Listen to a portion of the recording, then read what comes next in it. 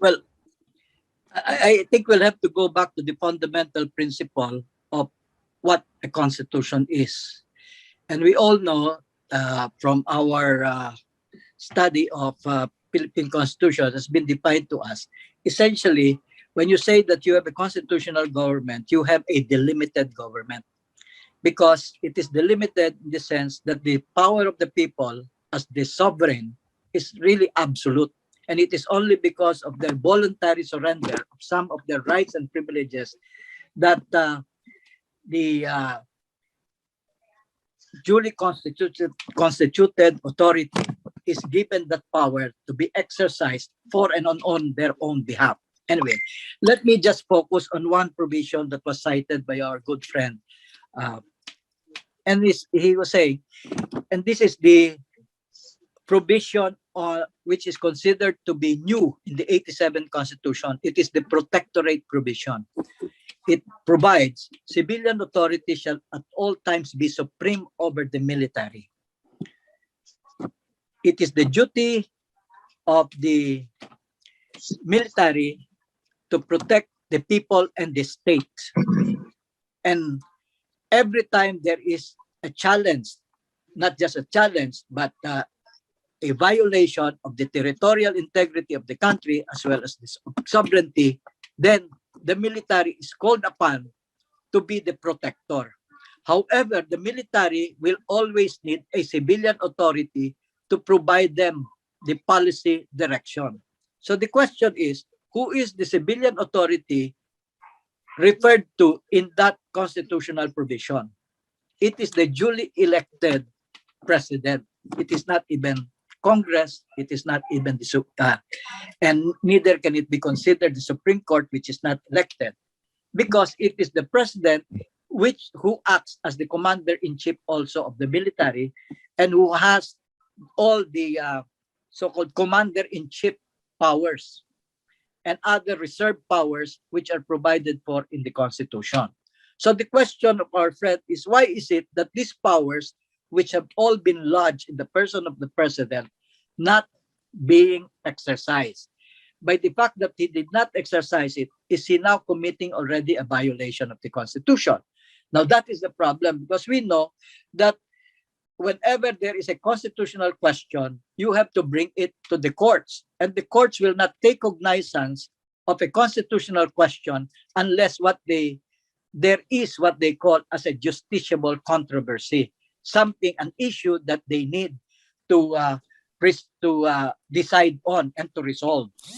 So, it is incumbent on those who want to assert their rights, their constitutional right, the right to freedom of speech, the right to assemble and petition government for redress of grievances, all the others in the Bill of Rights of the Constitution. If we believe that they are being violated when we are actually exercising this, it is those who are aggrieved by the violation who have to bring this to the court, to the Supreme Court, and make it a justiciable controversy that the court needs to resolve. And that's the reason why I'm saying we will look into what Dr. Posadas was saying. I mean, if you believe that when you were arrested, it was a violation of your constitutional right to freedom of speech, to petition government for redress of grievances, rather than go through the process of litigating this in a criminal case, you bring the question, the constitutional question, to the courts. Of course, there are a lot of other technical considerations that will have to be taken into account, but that is a very good insight that is worth looking into. And I will discuss it with my lawyers whether even in this late day that's still possible. Because truth to tell, Dr. Posadas, if I may just say so, at the height when our case was being tried in the court, when media was always there, I had as my lawyer, or we had as our lawyer, one of the prominent political figures at that time, of course, Bono Adasa. And I'm only mentioning him because I'm very much in my sense of gratitude to him, no? But because at that time I did not want to participate in the judicial process, and it was only uh, Congressman Adasa, who prevailed upon me and said, "You will lose your license as a lawyer, Charlie, if you do not participate this, and if you proclaim to the court what you intended to do, no, that you do not believe in the electoral or in the judicial process, etc." And that may be a ground for you to be disbarred. So, I suppose I considered my being a lawyer too much of a of value to me that he was able to prevail upon me. But actually, I did not want to actually participate in that judicial process at that time. No? Uh, and anyway, going back to the question posed by our good friend, uh, if you believe that there was a violation of your constitutional rights, then you will have to bring it to the courts in order to seek redress for that violation. The court on its own cannot motu proprio act, act on the issue. And insofar as what the president is concerned, uh, since during his term he is immune from suit, it will have to be his alter egos who will have to be impleaded in the complaint that you will file. No? And again, if we believe that somehow the system has become so convoluted that it will again just be an exercise of futility, then you will just be using again the platform in order to be able to bring this to the attention of our people. But at the end of the day, it is the people exercising their sovereign power that we can ultimately bring about constitutional change, because the constitution is nothing more but the repository of the sovereign powers of the people, and the government are nothing more but agents of that sovereign power of the people. So when we say now that the 87 Constitution is no longer responsive as a repository of that power, the people can very well say that uh, you are not you are exceeding the authority given to you as agent. So we, the principal, meaning the principal source of that sovereign power, the people, are now revoking that power and withdrawing that power from you. And the physical political expression of that is when the military, which is the representation of the force of the people, of the power of the people when it comes to physical force and power, will have to agree with the people insofar as that's concerned. If the military says, yes, we under that provision, I think it's Article 2, Section 3, then because the sovereign powers of the people have been violated by their agents, meaning the government, then we will now be on the road into changing the present constitution that obtains now, and be able to put in its place, if we decide, as a transition, the 1899 Malolos Constitution, and as the future constitutional order to be defined by the proposed Puno Bayaninandarap Constitution. So as Dr. Hill was saying, we're talking here of goals, processes, and means. Our goal is to change the social structure. Our goal is to have a social just reordering of society, no? Or political reordering also of society. The process is, it has to be constitutional in the sense that it is peaceful, it is lawful, it is non-violent, and it is popular and democratic. That's the nature of the process. The means is still people exercising their sovereign power directly. That is the means. Okay. Now, for our action to be constitutional, we still need to invoke, we have to have a constitutional nexus, a connection between our action to the present constitution. And the present constitution provides that relief under Article 2, Section 3, which is the protectorate provision in the 1987 Constitution, which begins with that statement that civilian authority shall at all times be supreme over the military. What is the difference between civilian power and civilian authority? Authority is mandated power. In other words, if the president claims civilian authority, it is because he has that mandate through a process, which was the election. On the other hand, civilian power is simply just a direct exercise of popular power, of the raw power of the people. But that raw power of the people will have to have an institutional container.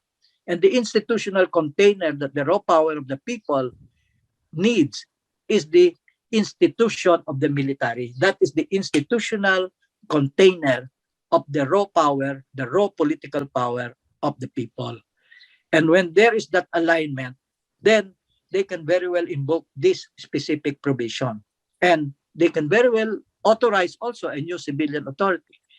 In the second Malolos Congress, which we conducted, we presented as an alternative civilian authority the triumvirate of the General Abat, Secretary Enriquez, and Ambassador Sinieres. But the military, even if they sent words of it's not really support, but they sent words of understanding on why we're doing it, did not actually come out to show it, because there was no critical force also that was demonstrated by that. And as you said, it was an exercise. We were not asking for a rebellion. It was an exercise of sovereign power. And the use of the word transition was advisedly done, because transition, as defined by Webster's, is nothing more but a passageway. So we're saying that a passageway for us towards change is if we put in place a new political order or adopt a new political process to bring about that change. So Go ahead. I raised that question because I was a little bit confused. Last February 2, on the Constitution Day in Manila Hotel, a lot of lawyers are saying that the Constitution is the supreme law of the land and it should be followed and obeyed by all or every citizen of the Republic. Now, my question to the Dean of Manuel Quezon University is that why is it that the provision of Article 12 was not implemented, but there was a Bayanihan Act which was enacted by Congress? But why is it that Article 12 was not included? So his answer is, if I want to be clarified, I'll go to the Supreme Court. So in that case, why should I go to the Supreme Court if the Constitution provides clearly that it must be done? Particularly that sovereignty, as what Attorney Serapio is saying, that the president the sovereignty is will be coming from the president. But I doubt, because when you say sovereignty resides in the people and all government authority emanates from them, this does not mean that the authority or the sovereignty of the people was being transferred to the president. When we say that emanate from us, that is really coming from us, not from the president. Sovereignty resides in the people and all government authority emanate from them. Simple as that. So what I was thinking is why we are twisting the law for the benefit of the few, when in fact and in truth, a lot of people are suffering right now. So why should not we interpret the law in accordance to its legal intent and purposes? Yan lang po. Attorney Serapio, you'd like to respond? Well, thank you po. First, to clarify, I did not say that sovereignty actually comes from the president. The president is just like all other government officials, is just an agent of the sovereign power of the people as well. Anyway, the Constitution, many of the provisions in the Constitution are not what you call self-executing. You need enabling legislation in order for some of these provisions in the Constitution to be executed. That is one of the reasons why in the proposed Puno Bayanihan draft Constitution, those which still need enabling legislations have already been made as self-executing. For example, the provision on dynasty. The reason why you cannot implement the provision on dynasty is because it needs the enabling legislation of Congress. In the proposed Bayanihan Constitution, that was made already self-executory. In other words, you don't need an enabling legislation. So, and that is also the reason why, sir, a good friend, when you believe that some provisions of the Constitution are not being followed, you need to bring this to the attention of the authority that has the power to be able to execute it. For example, if it is the executive or the president who is called upon to implement that provision of the Constitution, that will have to be brought to the attention of the president, and that will have to follow a process. If the president, despite being is considered to have violated that provision, and as I said, since he is immune from suit, then you will have to sue his alter egos. If it has something to do with health, then you sue the Secretary of Health. If it has something to do with local government, then you sue the Secretary of Local Government. If you have something to do with natural resources, then you sue the Secretary of Natural Resources and all others who were not implementing the law as provided for in the Constitution. That's what I meant. Our Constitution is not, by and large, not self-executory. It requires enabling legislation for it to be implemented. And unfortunately, if the institution called upon to legislate has other interests than the interests of the people, then you will now begin to understand why it is not being implemented. Because what is being implemented is the interest of a select elitist few rather than the interest of the sovereign people. And when that happens repeatedly, and it happens widely and broadly already, that is when we say that the Constitution is no longer being observed, no longer being followed, it is no longer being responsive, and therefore the principal, meaning the people, has that right to reorder against society according to their own plan and according to their own design now. A new constitutional order is something that the people can adopt in order for their interests to be protected and to be promoted. And how does the people exercise that? One way is what you are doing now. You are making a proposition. Let us go back to the 1899 Malolos Constitution, because by doing so, by calling for that, you are calling on the military to withdraw support to the present 87. Because for as long as the military supports the 87 Constitution, then the only way, again, is either revolution is what the other sectors in our society have been waging for the past 60 years, and that is to overthrow the government. Now, as far as we are concerned, we're peace-loving citizens, we're non-violent, we follow the constitutional, legal, democratic, popular process, and that can only be so if we are able to invoke a constitutional mechanism. And that constitutional mechanism I propose is in Article 2, Section 3, which is the protectorate clause of the Constitution. And point of information to elaborate on what Attorney Schrapp is saying. I would like to butt in. Okay, go I'd ahead. like to butt in. Go ahead. Thank you. I can only recall what the late Senator Tolentino said in a private conversation inside his car in 1983 after his talk about the West Philippine Sea and UNCLOS at the Manila Mandarin. Yung sabi niya, laws are not made by God. It is only made by man. Later, after several years, some smart lawyers will discover the loopholes in the Constitution and any of the enabling laws. When that time happens, then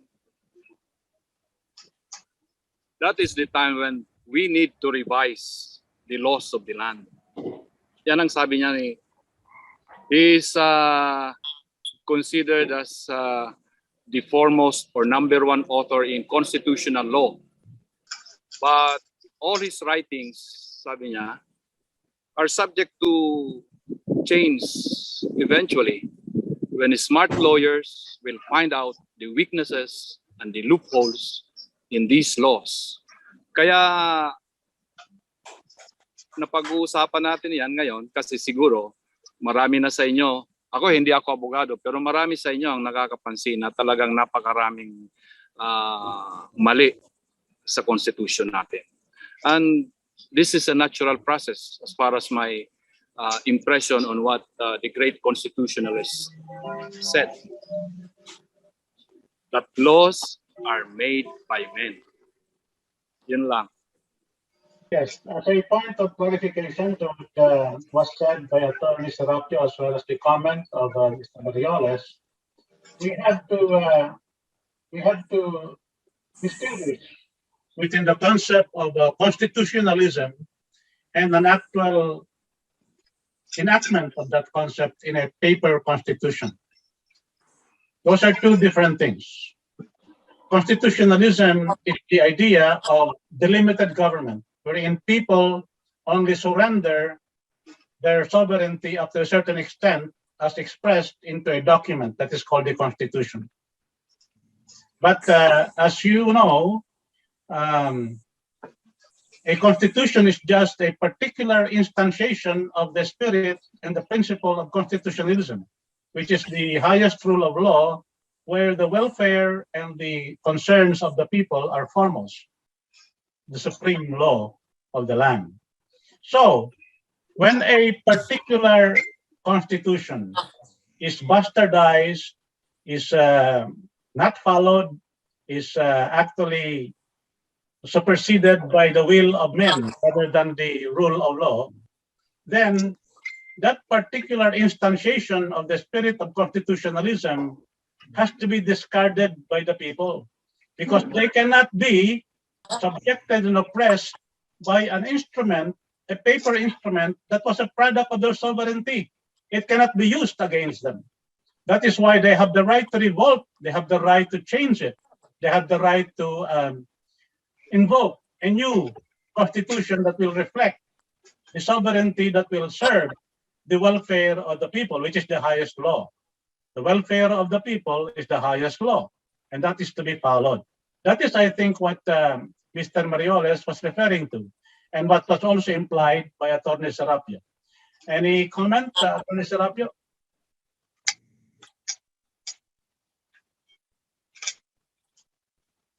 I agree, Professor Hu. Okay, so does the discussion and the interpellations and the other comments answer your question, Mr. Lorque? Or do you have to add something more? Ben Lorque, you recommend? I don't believe that what was being mentioned is the solution to the problem at present, because as you have said, the constitution are violated by the people. Like for example, this no ex post facto law has to be or bill of attendance has to be enacted. Then the constitution is now existing. Why the IATF and the DOH has to make another rules and regulation against those provisions of the Constitution? So this is the great question in my mind. Why is it that they are creating rules and regulation if not considered as law against the duly constituted Constitution of the Republic? Yes, Mr. Lorque, I was referring to that precisely when I said earlier in my point of information intervention, that the laws of the land has been already violated. The Constitution has been a de facto constitution and a broken constitution since 2001. We are now a government of men and not a government of law. They do what they want to do, even if it is not in the Constitution. And what is required for them to do, that is required by the Constitution, they don't do if it is not to their interest. Because right now, our society is captured by an elite interest group that only serve their purpose. In their minds, this piece of paper, which they have totally discarded in 2001 and have constantly violated with these things that you are now observing during this pandemic, is just another piece of paper. Some politician even called it just toilet paper. It is, we have now a government of men. We have a de facto and ratified constitution, something that was not approved of by the people. So when an instrument of like a piece of paper is being used by men in the guise of citing constitutionalism to oppress the people, then that particular constitution, that particular piece of paper, which is an expression of constitutionalism, should be discarded by the people. And that is what we are doing now by calling on the military to withdraw support from this document called the 1987 Constitution, which is now being used by the people in power to oppress us, and shift to our Dihori Constitution, the 1899 Constitution, which has never been abrogated by the Filipino people, and is the only Dihori Constitution that can provide us a gift from our forefathers, that can provide us with a reset button to reorganize our society, and then proceed towards retrofitting it with as many amendments as we want that may perhaps adopt most of the provisions that have been recommended in the Bayanihan Constitution. Then we should proceed to do that. And our group is opting to call on the military to make that shift peacefully, to make this peaceful shift, because this is something that can be recognized by the principle of constitutionalism. And we are not in any way violating anything. We are not advocating violence. We are asking them to realize this is the way it is, and there are more and more of us clamoring to do this. Then they will have to exert their particular natural role as protectors of the people, and then follow the will of the people. Because, as I have said, the will of people is the voice of God. But under our present setup, wherein the unintended effect of this constitutional independence of the COMELEC was regulatory capture of the COMELEC by syndicates that constantly subject our electoral sovereignty to assault, then the protectors of the people have to intervene and protect this assault and rape of our electoral sovereignty, which Attorney Serapio has been called a 3-year cycle of constantly exercising the same thing with expectation that there will be a different result. So this has to be ended. And only a manifestation to the military, which is the organized institution that can express the people's will in terms of enforcement, this particular thing has to be communicated to them, that many and more of the Filipinos are in accord with this call, and that they should heed this call. And that is the purpose of the group.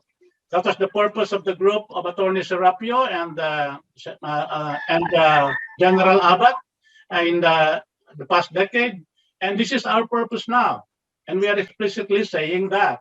And so the more we spread this idea, the more we communicate this idea to most of the people in the country, in English, in Tagalog, in the dialects like Ilocano, Pangalatok, and Magindanaon, Tausug, then we'll have more and more people understanding this principle, and this will pressure the military to finally reset the button and set us into a process of changing the Constitution, reverting to the gift of the forefathers that we have in the 1899 Constitution, and proceed toward the renewal of the nation. That's the message I would like to say to everybody. So let's go back to Attorney Serapio if he has anything to add. Just open for questions. But I have nothing more to add at this point. Professor Hill.